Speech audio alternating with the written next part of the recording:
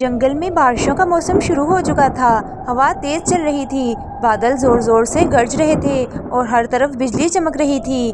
रानी चिड़िया अपने कमजोर घोंसले में बैठी अपने दो नन्हे बच्चों को देख रही थी और सोच रही थी, तूफान शुरू होने वाला है और मेरा घर बहुत कमजोर है। अगर ये टूट गया तो मैं अपने छोटे छोटे बच्चों को लेकर कहाँ जाऊंगी। रानी चिड़िया के घर के पास एक काला कौवा भी रहता था। वो कौवा बहुत ज्यादा लालची था। कौवा दिल ही दिल में खुश हो रहा था कि जैसे ही तूफान ज्यादा होगा तो चिड़िया का घर टूट जाएगा और मैं आसानी से चिड़िया का और उसके बच्चों का शिकार कर लूंगा।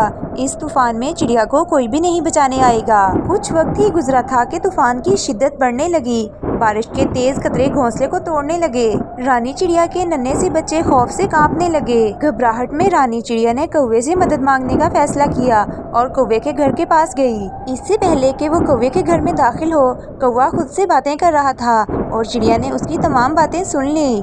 कौवा कह रहा था कि बस कुछ ही देर है, अभी चिड़िया का घर टूट जाएगा और वो और उसके बच्चे मेरा शिकार बन जाएंगे और मैं दावत के मजे उड़ाऊंगा। कितना मजा आएगा। कौवे की बातें सुनकर चिड़िया बहुत ज्यादा हैरान हो गई और सोचने लगी कि मैं तो खुद मौत के मुंह में चलकर आने लगी थी। वो फौरन वहाँ से भागी। उसे अब तूफान के साथ साथ कौवे से भी खतरा था। चिड़िया ने जल्दी से अपने बच्चों को सर पर उठाया और बूढ़ी बुलबुल के घर की तरफ उड़ना शुरू किया। लेकिन तूफान इतना शदीद था कि बूढ़ी बुलबुल का घर पहले से ही टूट चुका था। वो एक दरख्त की टहनी पर पत्तों में छुपकर बैठी थी। रानी चिड़िया ने रोते हुए कहा, बुलबुल बहन, मेरा घर टूट गया है, मेरे बच्चे सर्दी से कांप रहे हैं, मैं बहुत परेशान हूँ, तुम ही बताओ मैं कहाँ जाऊँ। बुलबुल ने उदासी से कहा, रानी बहन, मेरा अपना घर भी तूफान में खत्म हो गया है, मैं तो अब बूढ़ी हो गई हूँ, अकेली जान हूँ, इसलिए यहीं किसी कोने में गुजारा कर लूंगी। मगर तुम्हारे साथ तो छोटे छोटे बच्चे हैं, वो तो सर्दी से मर जाएंगे और वो कौवा भी तुम्हारा जानी दुश्मन बन गया है, तुम्हें अब फौरन कोई महफूज जगह ढूंढनी होगी।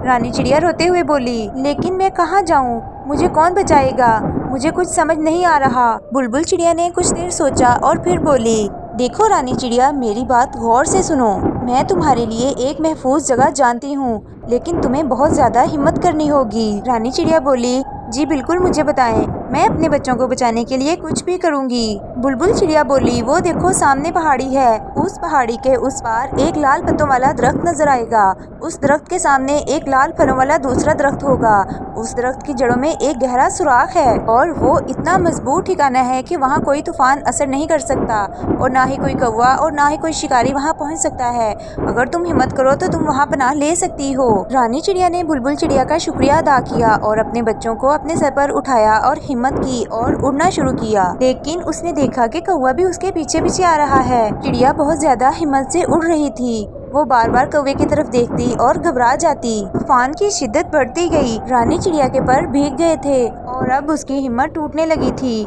लेकिन उसने अपने बच्चों की तरफ देखा और अपने दिल को समझाया, नहीं नहीं, मैं हार नहीं मानूंगी और अपने बच्चों की जान बचा कर रहूंगी। उड़ते उड़ते आखिरकार रानी चिड़िया पहाड़ी पर पहुंच गई। वो बिल्कुल निढाल हो चुकी थी। वो कुछ देर को सांस लेने के लिए रुकी, लेकिन उसने देखा कि कौवा बहुत ही तेज रफ्तारी से उसके पीछे पीछे आ रहा है। चिड़िया ने फिर से हिम्मत की और उड़ना शुरू किया। अब कौवा भी इतने ज्यादा तूफान में उड़ उड़कर थक गया था। उसमें अब मजीद उड़ने की हिम्मत नहीं थी। रानी चिड़िया ने लाल पत्तों वाला दरख्त ढूंढ लिया, लेकिन वो उसके नजदीक जाकर निढाल होकर गिर गई। उसकी हिम्मत जवाब दे गई थी। अब वो मजीद नहीं उड़ सकती थी और कौवा चिड़िया की ये कमजोरी जान गया था। लेकिन अब वो भी उड़ नहीं पा रहा था।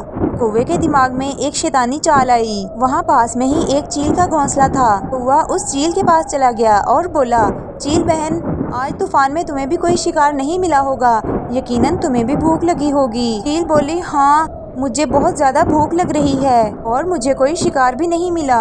कौवा बोला, तुम परेशान मत हो, मैं तुम्हारे लिए शिकार ढूंढ कर लाया हूँ। सामने एक चिड़िया और उसके दो बच्चे हैं। मैं उसका पीछा कर रहा था, लेकिन अब थक गया हूँ और उड़ नहीं पा रहा।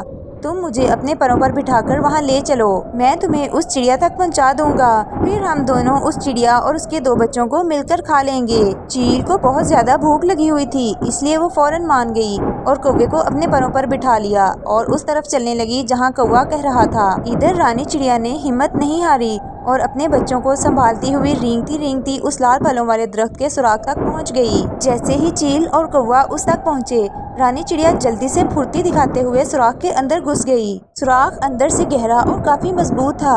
अब रानी चिड़िया और उसके बच्चे महफूज थे। ये देखकर चील गुस्से से पागल हो गई और चीखने लगी और बोली, बाहर निकल चिड़िया, वरना अच्छा नहीं होगा। और कौवा भी धमकियां लगाने लगा। लेकिन रानी चिड़िया चूंकि अब महफूज थी, इसलिए वो बाएतमाद होकर बोली, मैं तो अब बाहर नहीं निकलने वाली। तुम दोनों ऐसा करो कि इस दरख्त का एक एक फल खाओ और निकलो यहाँ से। चील और कौवा काफी देर चीखने चिल्लाने के बाद नाकाम होकर वापस लौट गए। रानी चिड़िया अपने नन्हे बच्चों को अपने परों में समेटकर दिल ही दिल में बहुत खुश हो रही थी। आखिरकार उसने हिम्मत और अकल से बहुत बड़ी मुसीबत को टाल लिया था।